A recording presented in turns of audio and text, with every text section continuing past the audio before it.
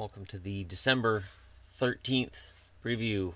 And there's only 4 games on the schedule, so there's a lot of numbers up here. I don't expect you to be able to read them from there, especially if you're using your cell. So I'll go ahead and read them out to you. Tonight, Boston's in Detroit. Now, Boston and Detroit, this used to be a great feud between two teams that, it's just not anymore.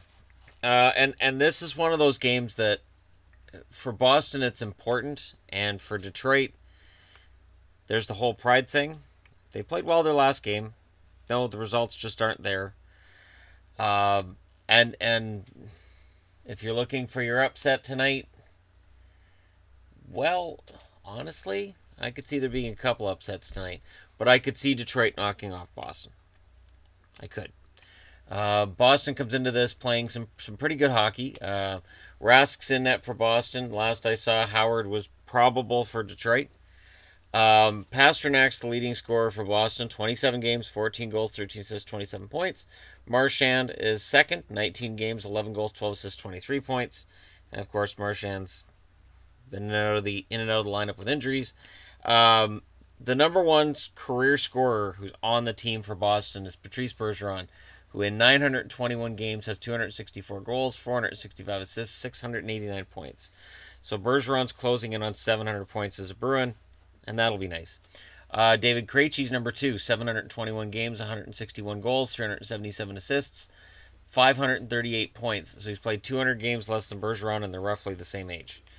It's important to note that Krejci's injuries and the overall drop in his game have played a large role in Boston going from contender status, which they had in 2013 when they went to the finals, and obviously they were champs in 2011, to the status that they currently enjoy, which is we don't know what they are.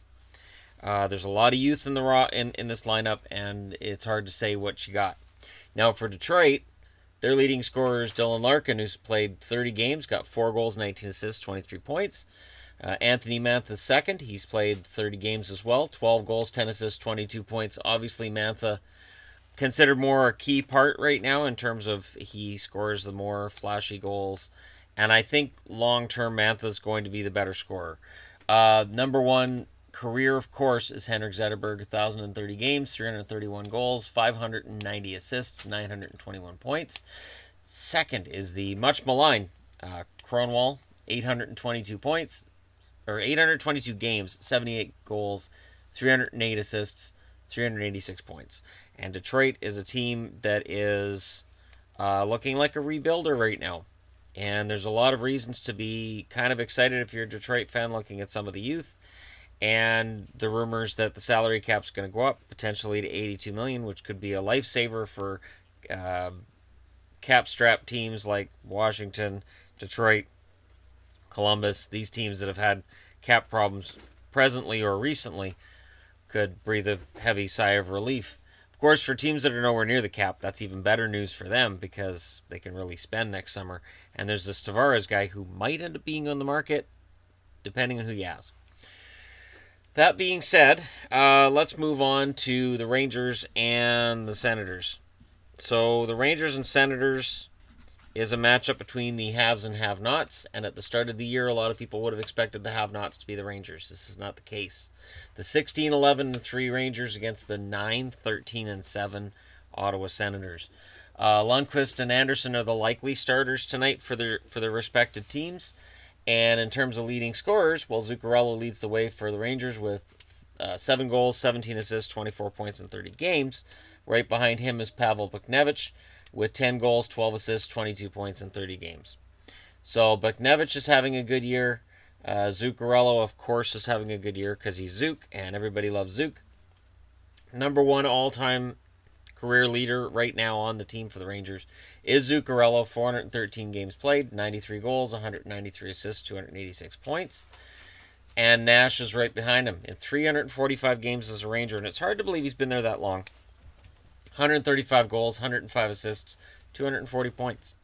So Nash has been in New York for a while, and I don't know if that time's almost up, but it likely is.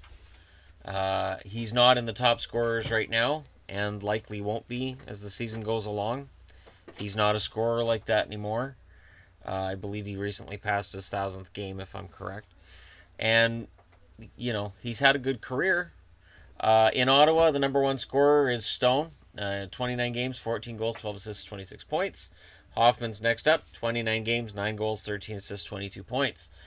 Now, in terms of career scorers, Erik Karlsson's number one in 580 games, 118 goals, 357 assists, 475 points. So Karlsson's 25 points away from 500. The question becomes, does he get point number 500 as a member of the Sens? Because it is, he has admitted they've asked him for his no trade list. Could it actually happen? The owner's supposed to meet with the GM and the coach pretty soon here. Maybe it's time for a big move from Ottawa. Maybe. Can you imagine if they trade to get Duchesne and then they end up losing Karlsson? Oh boy. Stone is number 2 on this list. 278 games played, 89 goals, 124 assists, 213 points. So again, I know these numbers are going to be hard to pick up on the camera for some people. I always read them. So I find it funny people are like, I can't read the numbers on the board. I read them for you. I don't have a problem reading them for you. It's fine. I can do that. Not a problem. Least I can do. All right. Next up, we have Nashville and Vancouver. And this is a matchup between two teams that met not that long ago, and Vancouver got the best of Nashville in Nashville. I don't have a lot of optimism going into this game. Nashville's 18-7-4. Vancouver's 14-13-4. Rinne and Markstrom are the likely starters. I'd like to see Nilsson in there as a Canuck fan. That's just me. After the 5-1 loss that they suffered against Winnipeg, I'd personally like to see Nilsson in net. Travis Green may come back with Markstrom to show that he still has faith in Markstrom as a goaltender. But we're already at the point in the season where the Canucks' lack of a true starter is starting to hurt them. Neither of them have put up numbers that are top 10 in the league, and it's obvious that the Canucks in goal are average. Neither of them are game stealers, and with a team that can't score goals, you have to have a game-stealing goaltender. Just ask Montreal. And I don't mean that in a disrespectful manner. I mean that Carey Price suits that. And if Carey Price was in Vancouver, they'd have a better record. But he's not, and they don't have a goaltender of that ilk. For the Predators, the number one scorer is Forsberg. 29 games, 14 goals, 15 assists, 29 points. Number 2 is Kyle Turris. In 25 games, he's got 6 goals, 16 assists, 22 points. Career, this one kind of surprised me, that Roman Jossi's number 1, 432 games played, 70 goals, 188 assists, 258 points. And Forsberg's number 2, 293 games played, 105 goals, 115 assists, 220 points. I would imagine Forsberg's going to add another 50 to that by the end of the year. And he'll be passing Josi by this time next year, should Josi and him still be on the team, and I don't see any reason why they won't be. And of course, that's if they both remain healthy as well, which again I don't see any reason why they won't. But this is a stacked lineup in Nashville. This is absolutely a stacked lineup in Nashville. For the Canucks, it's less than stacked. Brock Besser's the leading scorer, 28 games, 16 goals, 12 assists, 28 points. Number 2 on the roster. So even though Bo Horvat's number 2 overall, Vanek is number 2 in terms of guys who are playing.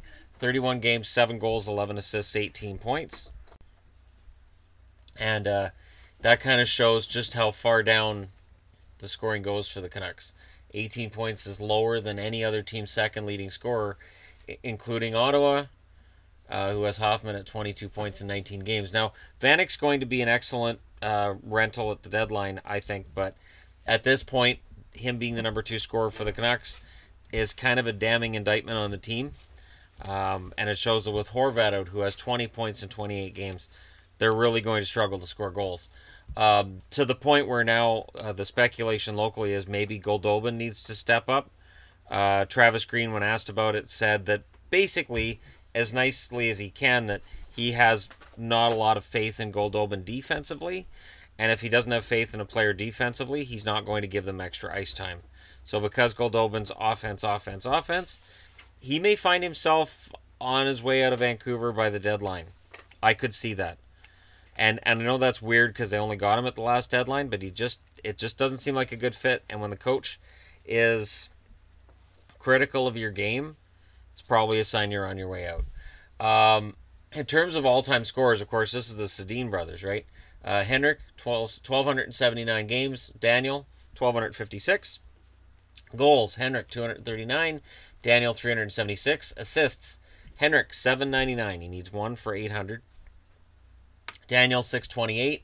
Points-wise, Henrik has 1,038, and Daniel has 1,004. They've played very well lately. They've picked up some of the slack, but of course, when your team's lost 3 in a row, it's not enough. So that's really where the Canucks are at. It's not enough, and I think that's going to be a theme this year. And I love Besser a lot, but he can only do so much on his own, and it kind of feels like he's out there on his own sometimes. We'll see what happens from here, but again, you know, and it's really weird because I say this as a fan. All I look is to see, did Besser score? Yeah, all right, then I'm happy. I'm fine. The rest of it doesn't really matter. Okay, the Dallas Stars are facing the New York Islanders, and Dallas is 17-13-1. The Islanders are 17-10-3, and both fan bases have had to watch some kind of iffy play from their teams over the last few weeks. But Dallas is coming off of a win against the Rangers. And, you know, I mean, it's a shootout, but it's a win. And Bishop's likely the starter, Halak for the Islanders. And we'll see if the Islanders are able to get back to the kind of dominance they had a few weeks ago. They were a very dominant franchise. And Dallas's road record, despite the win over the Rangers, Dallas's road record's middling. And the number one scorer for Dallas, Seguin, with 31 games played, 14 goals, 14 assists, 28 points. Number 2, Jamie Benn, 31 games, 12 goals, 14 assists, 26 points. Career, and this is active players, of course, 616 games, 230 goals, 313 assists, 543 points for the aforementioned Jamie Benn. And number 2 on the list is Tyler Seguin, who has played 336 games, 147 goals, 187 assists, 334 points. Seguin and Benn are the straw that stirs the drink in Dallas. And when they're on fire, the team can do no wrong, as long as their goaltending holds up. That's always the key.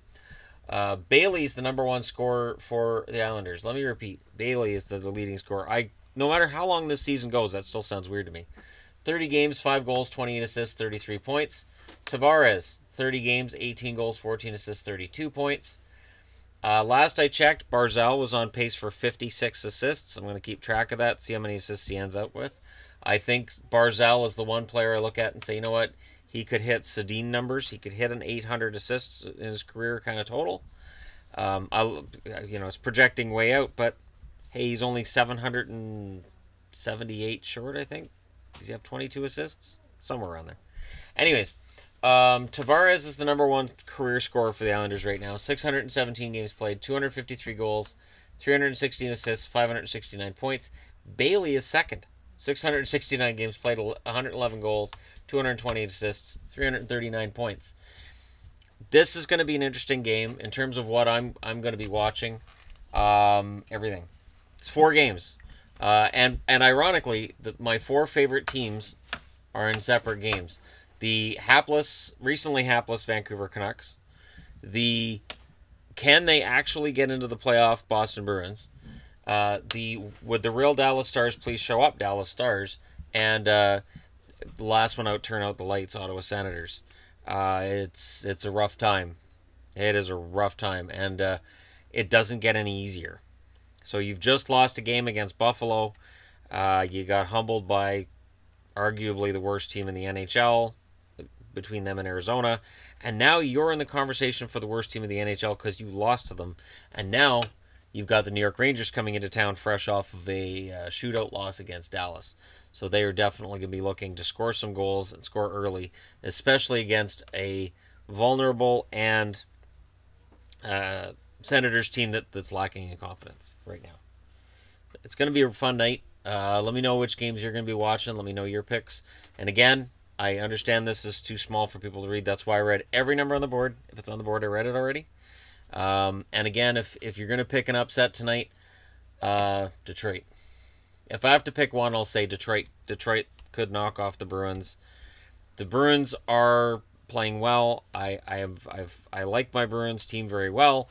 That being said, I do think Detroit can shut them down. We'll see, though. Hopefully McAvoy plays well. Guys like DeBrusk play well. And we can see Boston building to something. Anyways, let me know what you guys think in the comment section below. Don't forget to hit like and subscribe if you're browsing your way through. And thank you so much for watching. I'll talk to you again soon.